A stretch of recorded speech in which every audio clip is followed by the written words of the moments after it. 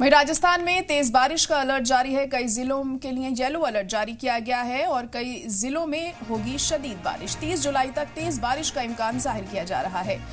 तो मौसम महकमे के चलते ये अलर्ट जारी किया गया है। राजस्थान में तेज बारिश हो सकती है। आने वाले कई दिनों तक मौसम की मार राजस्थान में हमें देखने को मिल सकती है और लगातार पिछले काफी दिनों से बारिश जारी है और अभी ये बरकरार रहने वाली है। और कब तक लोगों को राहत मिलेगी इस तेज बारिश से, ये अभी जानकारी नहीं मिल सकी है, क्योंकि येलो अलर्ट फिलहाल अभी जारी किया गया है और कई जिलों में शदीद बारिश हो सकती है। 30 जुलाई तक तेज बारिश का इम्कान जाहिर किया जा रहा है। इसी के चलते लोगों को भी हिदायत दी जा रही है कि एहतियात बरतते हुए ही वो अपने घरों से बाहर निकले। साथ ही साथ इंतजामिया की तरफ से भी अहम कदम उठाए जा रहे हैं ताकि इस शदीद बारिश के चलते किसी तरह की कोई खास परेशानी लोगों को पेश ना आए। नदियां भी उफान पर हैं, नाले भी उफान पर हैं इस बारिश की वजह से और अभी ऐसा ही मौसम बरकरार रहने वाला है 30 जुलाई तक, ऐसा माना जा रहा है और उसी के चलते अलर्ट भी जारी किया गया है।